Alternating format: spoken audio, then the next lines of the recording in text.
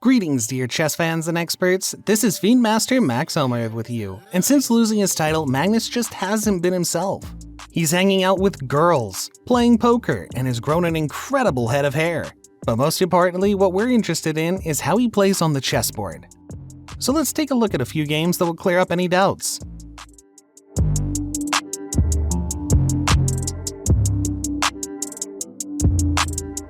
The first tournament Magnus played as a non-world champion was the Grand Chess Tour in Poland. And in the very first round, he played against Radosław Wojtaszek, the host of the event. Of course, their strengths are not comparable. On one side, Radosław is rated at 2670, and on the other, Magnus is rated 2850, and he decided to flex a bit. He plays b5.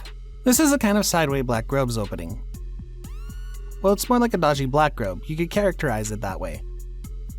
And naturally, white responds with e4, attacking the b5 pawn, and then bishop e7, all in the best traditions of the grove's attack.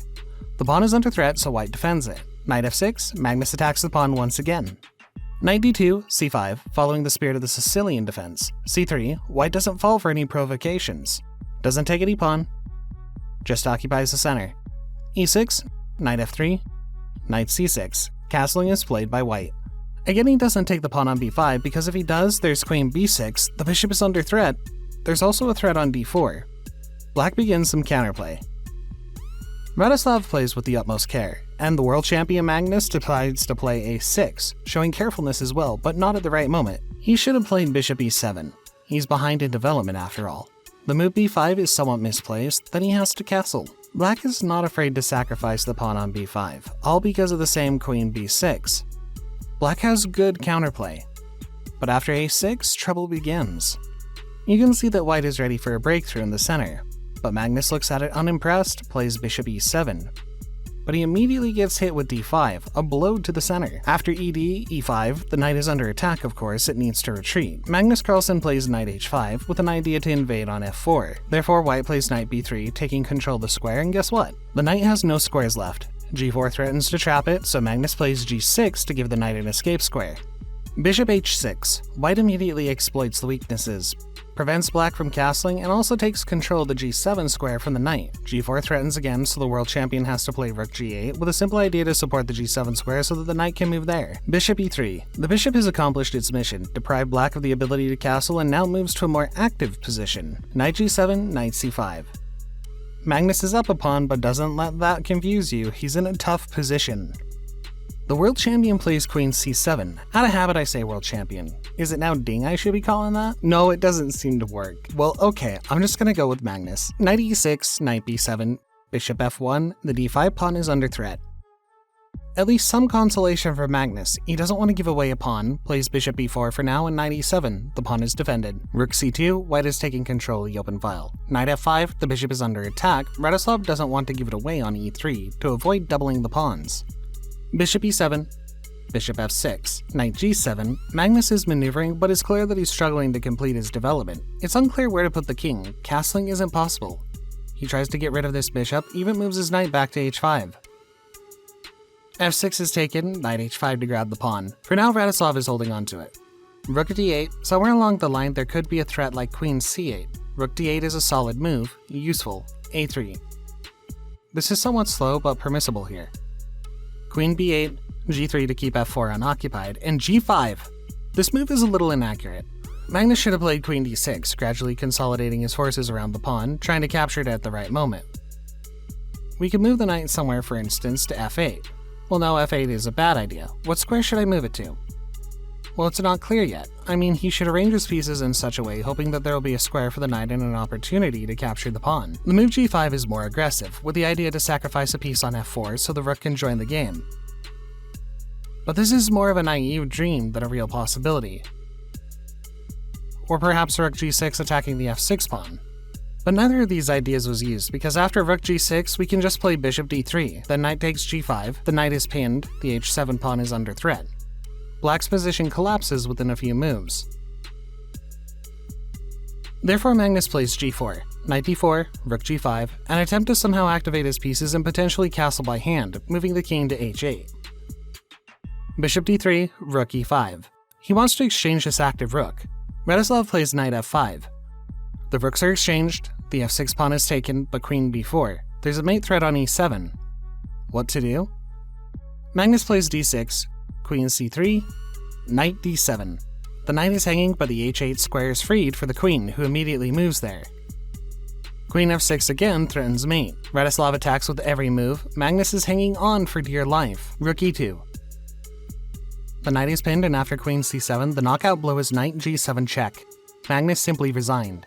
The knight can't be taken. On king d7, queen takes f7 with check follows, and the knight falls. It's simply an extra piece, a hopeless position. That's the crushing defeat from a player rated 2600. After this, everyone started thinking that Magnus was not the same player. It was clear why he refused to play for the world champion title, he just forgot how to play. Well, that's not quite true. At the end of the competition, Magnus still won the tournament. He took first place with a titanic spurt in the last rounds, for which he, of course, deserves respect. He once again proved that he wore the crown for so many years, not in vain. Back in Magnus's homeland, the Norway chess tournament in which he traditionally participates. This is a classic chess tournament, unlike the one that took place in Poland, which was rapid and blitz chess. In the first round of this classic event, he squared off against Fabiano Caruana, a player with whom he has previously contested the world champion title. Fabi is playing white and he goes for a3, attacking Magnus's knight. White has a slightly more pleasant position, but after an accurate response knight c2, attacking two pawns and the rook at once, black has enough resources to pose a problem. Both pawns are hanging. For example, on a4, we can capture the pawn on d4. Since the rook is overloaded, we take the knight on e5 and we're left with an equal amount of material. However, instead of playing knight c2, Carlsen chooses knight d5, and after rook e4 makes another inaccuracy, rook c3. This move is of course logical. He indirectly attacks two pawns, but blunders a brilliant response, knight d7. The knight is simply offered up as a diversion. If we take it, then knight d5. The rook is hanging, and there's a fork threat on e7. Black loses. So what do we do? If black takes on f4, then white first checks on f6, and then he'll capture that knight. White has a dangerous initiative, and the black king is somewhat weak, but Magnus chose the worst continuation. Rook takes b3, he just grabs the pawn, such a cool reaction to losing the knight. After knight d5, and rook e5 follows. The knight is lost, which means that the f6 square is freed for the enemy knight, and the white knight immediately moves there. And here something strange happens. Magnus simply resigns. He could have made a couple of moves. I mean, looking at the material, it's equal. The a3 pawn is hanging. It's not quite clear why he resigned, although certainly white has a menacing attack and objectively a big advantage. But why resign? What could have been the alternatives? For instance, king f7, then we take the pawn with check. Rook e7, yes it does look dangerous here. King h8 can't be played because of checkmate. Let's say king f8. Then white has to play something like rook e1. The battle is still ongoing here. Black can play rook b1 better. It's unclear why he resigned so early. Yes, white may have had an objectively winning position, but it was worth checking. But it seems Magnus didn't have the moral to put up such a fight. In one of his latest interviews, he partially disclosed why he decided to abandon the struggle. Here are key points from his interview. Playing classic chess is intellectually engaging. It's pleasant when there's time to think, to understand everything. But I'm fed up with all this preparation. It irks me that every time I have to come up with new ideas, studying openings. If it weren't for that, classical time control would be my favorite. But the state of things today is disappointing. I feel that I've changed. Internally, I have long given up on participating in the World Championship cycle. For several years, it was important for me to top the world ranking. But now I play classical games very rarely, so my attitude towards the first place also changes. I'll try to remain number one by a wide margin, but now when I play so little in tournaments, it doesn't seem that important to me. Most of the time, I simply don't think about it. Magnus also talked about whether he'll participate in the candidates tournament. Given the current format, the chances of my participation are slim. If the format changes, anything is possible, but the likelihood that I'll play is less than 1%. And about his motivation to play chess, I don't have any ambitious goals right now. I used to want to reach a rating of 2900, but I almost have given up on this idea because it's very difficult. I enjoy playing chess, but my motivation varies from tournament to tournament. The last time I played in France, I enjoyed spending time in the mountains with my family. I didn't want to sacrifice time with my loved ones to try and prepare. I just sat down at the board and tried to play as well as possible, no more than that. Sometimes I really want to win. Either way, participating in major tournaments does not guarantee high motivation. Plus, he shared who he considers the most talented currently. From a sports perspective, it's undoubtedly Norbek Abdusattorov, but overall in terms of talent, Alireza Firouzja tops the list, but he's now occupied with other things. He's into fashion and stuff. Such an interview from Magnus certainly sheds some light on his recent games. It's apparent that he's in the final stage of his career. He's creating a fantasy chess league. He's released his own line of sneakers with Puma. By the way, I wanted to get them, but I never figured out how they sold out on the very first day. In general, the world champion is becoming more and more disappointing, but he's enjoying life, hanging out with girls, playing poker. But at some point, he'll tire of all this. Maybe then he'll regain that hunger and start vying for the world championship title again. And I thank you for your attention, folks. Hit the like button if you enjoyed this video and comment your thoughts.